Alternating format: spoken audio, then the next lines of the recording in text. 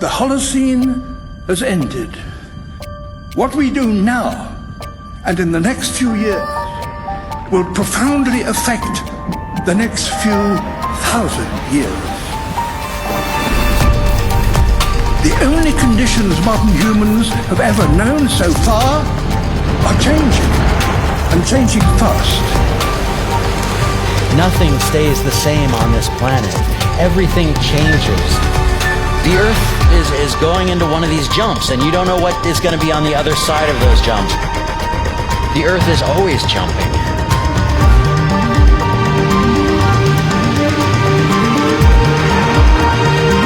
Things move on this planet. Things are not still. Everything is turning.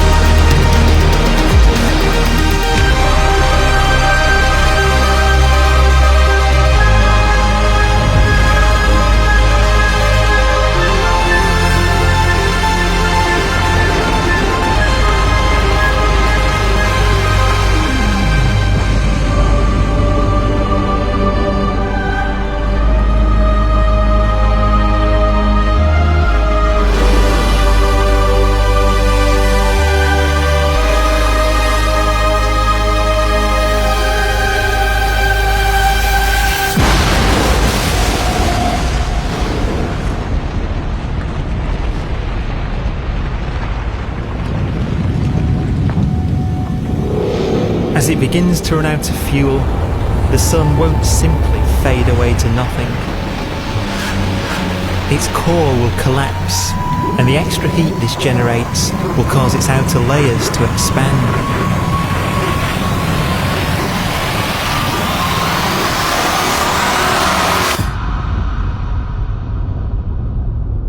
The sun is now dead. Its remains slowly cooling in the freezing temperatures of deep space.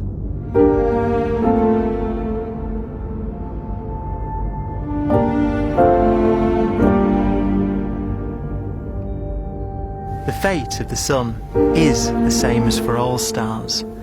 One day they must all eventually die, and the cosmos will be plunged into eternal night. All stars eventually will run out of fuel. The temperature of the universe drops. The stars, one by one, in the night sky, will turn off. And there'll be no more new stars created.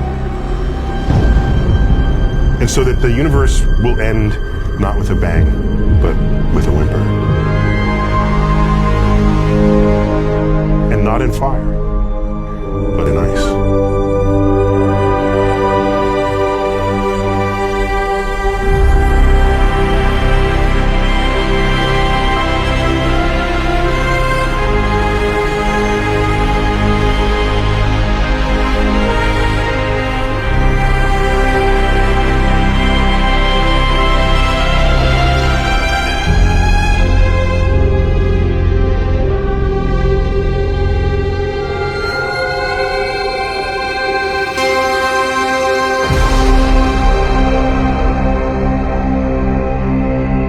With no fuel left to burn, a white dwarf's faint glow comes from the last residual heat from its extinguished furnace.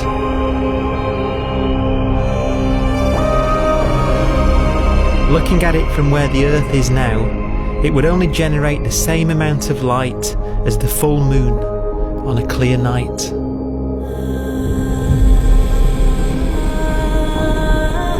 The faint glow of white dwarfs will provide the only illumination in a dark and empty void littered with dead stars and black holes.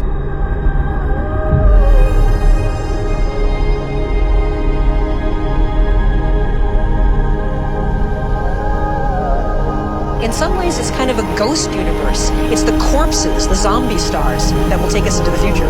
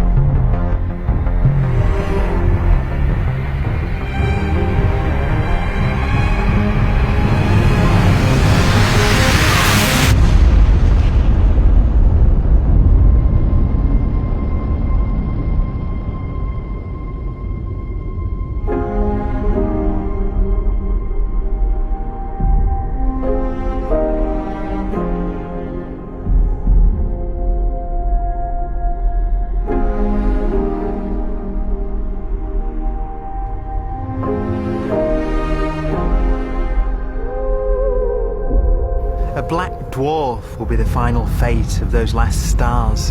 White dwarfs that have become so cold that they barely emit any more heat or light. Black dwarfs are dark, dense, decaying balls of degenerate matter, little more than the ashes of stars. Their constituent atoms are so severely crushed that black dwarfs are 1,000,000 times denser than our Sun.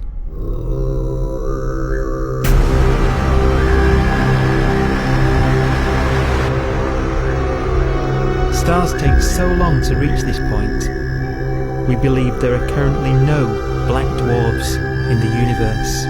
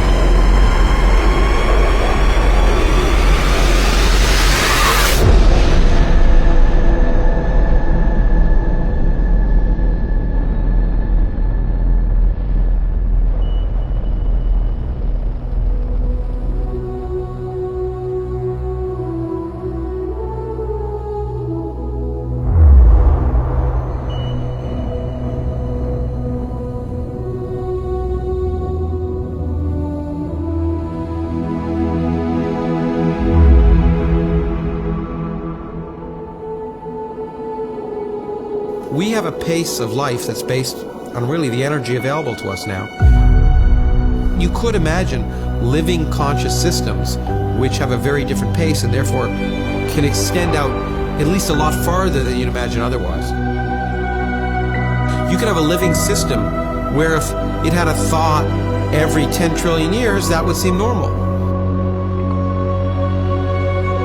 Even if our life dies out, one could imagine at some time arbitrarily far in the future, a fluctuation occurs which allows intelligent life to exist again for a little while. So you might have islands in time of intelligence.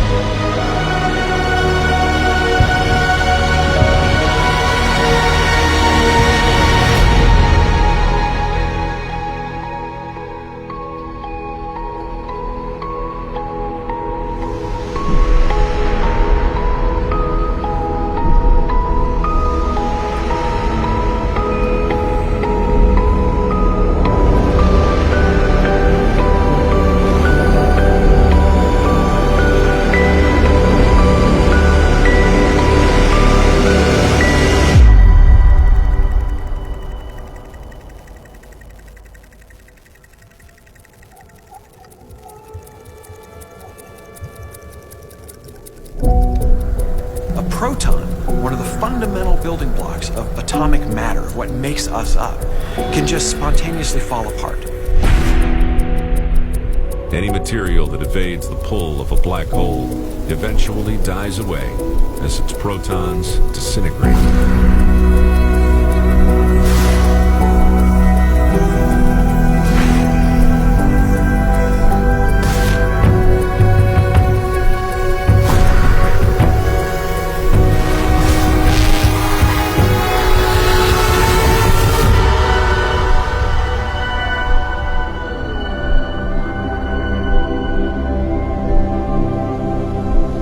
The matter inside black dwarfs, the last matter in the universe, will eventually evaporate away and be carried off into the void as radiation, leaving absolutely nothing behind.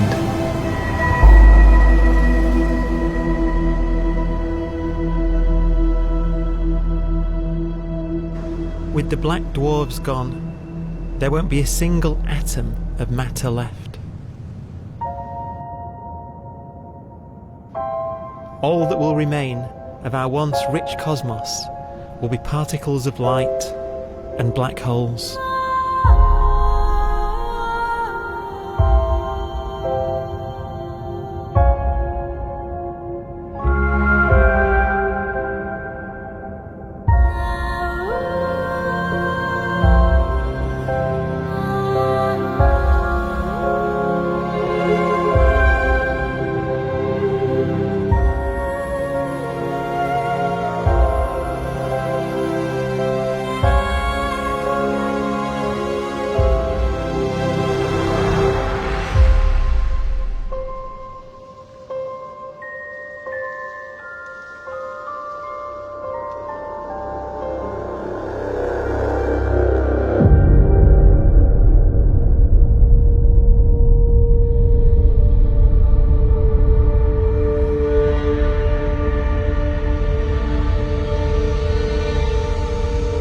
The arrow of time creates a bright window in the universe's adolescence, during which life is possible. But it's a window that doesn't stay open for long. As a fraction of the lifespan of the universe, as measured from its beginning to the evaporation of the last black hole, life, as we know it, is only possible for 1,000th of a billion billionth billion billion billionth billion billion billionth of a percent.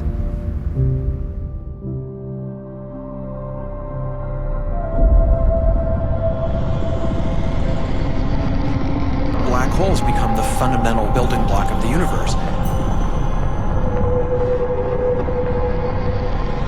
A galaxy will basically be a supermassive black hole in a center with smaller black holes orbiting it. Zombie galaxies filled with black holes continue to evolve. They'll eat each other and they'll get bigger, and maybe they'll fall into the supermassive black hole and it'll get bigger. The universe will still be an exciting, dynamic place. It's just that the timescales we're talking about are now trillions of years instead of thousands or millions of years.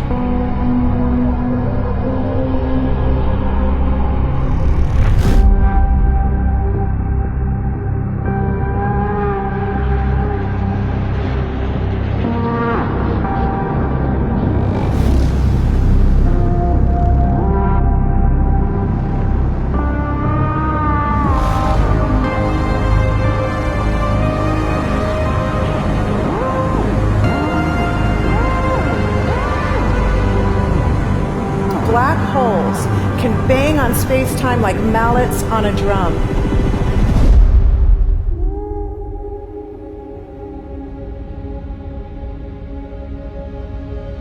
And they have a very characteristic song.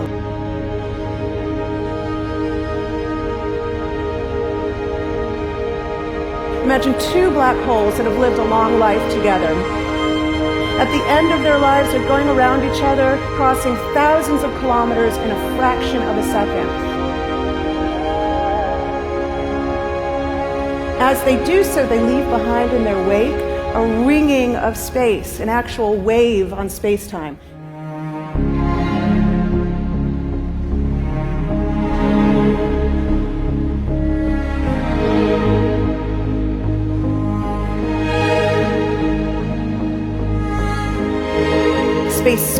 squeezes and stretches as it emanates out from these black holes banging on the universe.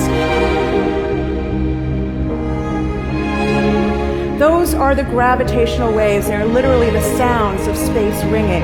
And they will travel out from these black holes at the speed of light as they ring down and coalesce to one spinning, quiet black hole.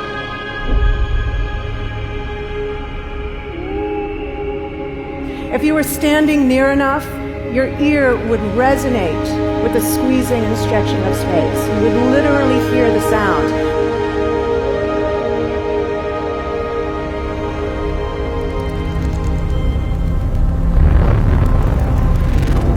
Imagine a lighter black hole falling into a very heavy black hole. The sound you're hearing is a light black hole banging on space each time it gets close.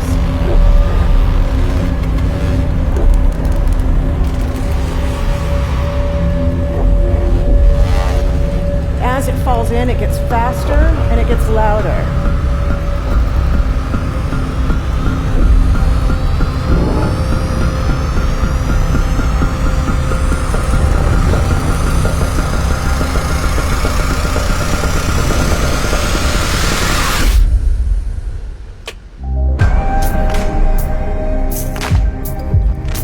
Scientists used to think black holes were immortal, but even these will one day die. Now we're talking about timescales of unimaginable length, quadrillions of years into the future. On that timescale, even the black holes begin to evaporate.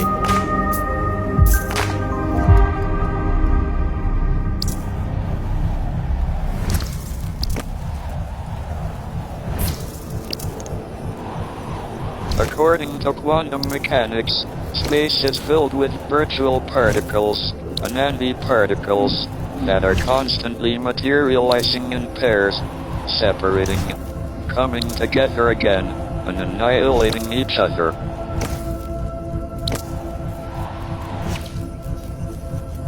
In the presence of a black hole, one member of a pair of virtual particles may fall into the hole, leaving the other member without a partner with which to annihilate.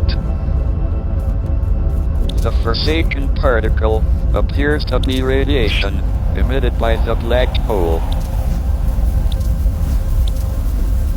And so, black holes are not eternal. They evaporate away at an increasing rate until they vanish in a gigantic explosion.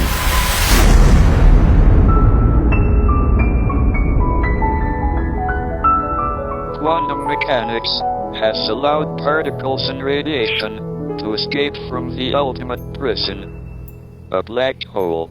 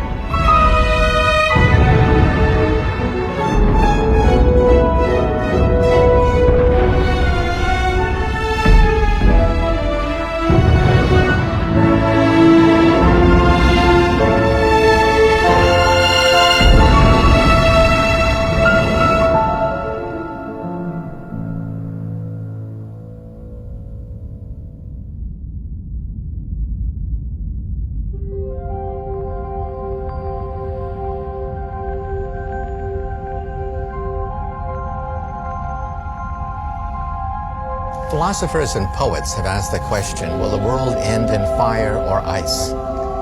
We can now give an answer. The latest evidence shows that the universe is not slowing down, but it's speeding up out of control. And the universe, we think, will die in ice. Trillions upon trillions of years from now.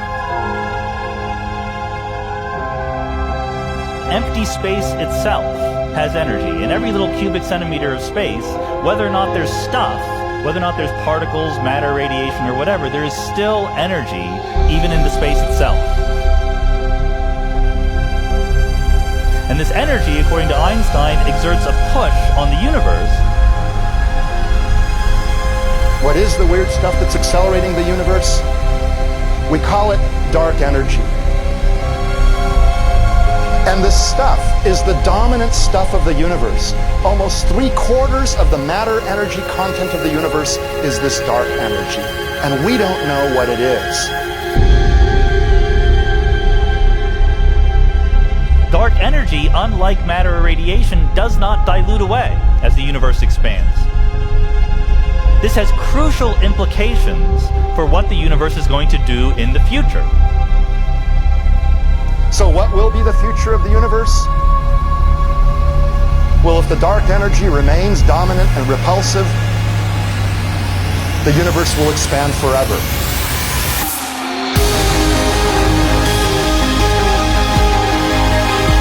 Faster and faster and faster with time. A runaway universe. 70% of the energy of the universe resides in empty space, and we don't understand why. But we do know what will happen.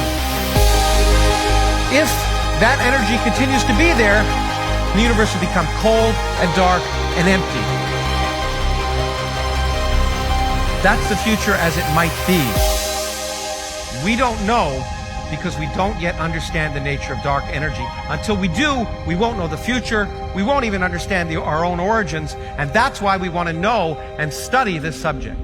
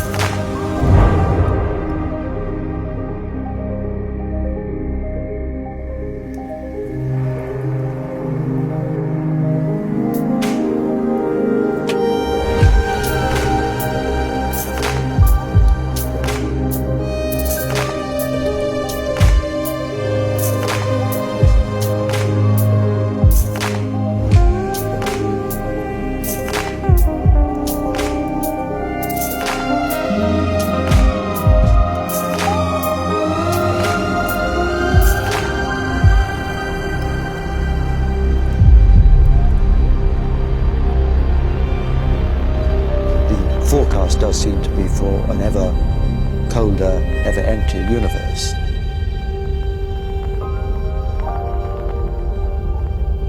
But then, of course, we have to ask, could that end lead to a new beginning? And there are ideas whereby what actually is the end of our universe could in some sense be linked to the beginning of a new one.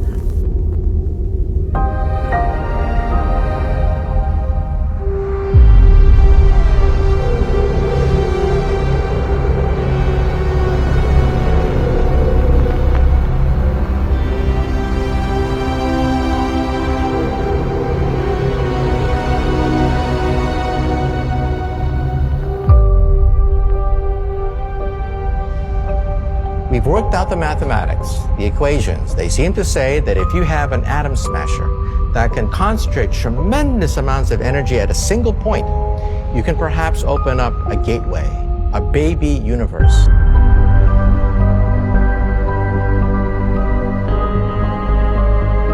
Facing the death of everything there is, this perhaps is their only possibility of escape. And this also raises a very intriguing possibility, sheer speculation of course, that perhaps any universe that has intelligent life in it will create baby universes, will create lifeboats, and proliferate child universes.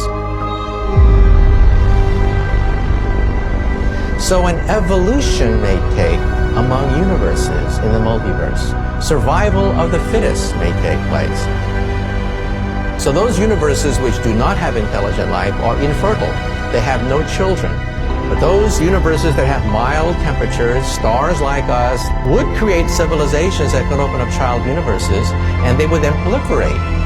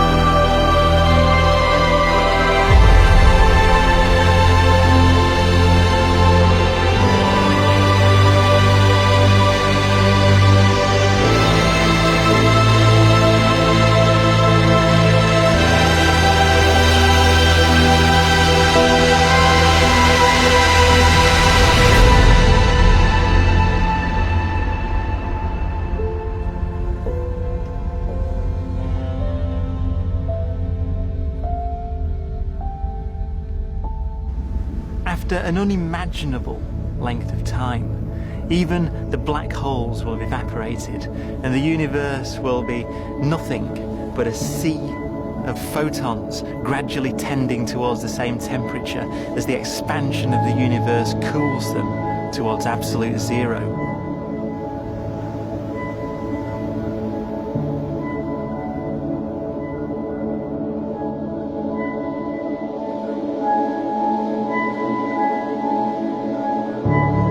Once the very last remnants of the very last stars have finally decayed away to nothing, and everything reaches the same temperature, the story of the universe finally comes to an end.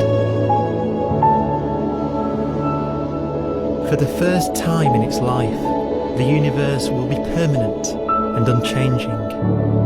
Entropy finally stops increasing because the cosmos cannot get any more disordered. Nothing happens, and it keeps not happening forever.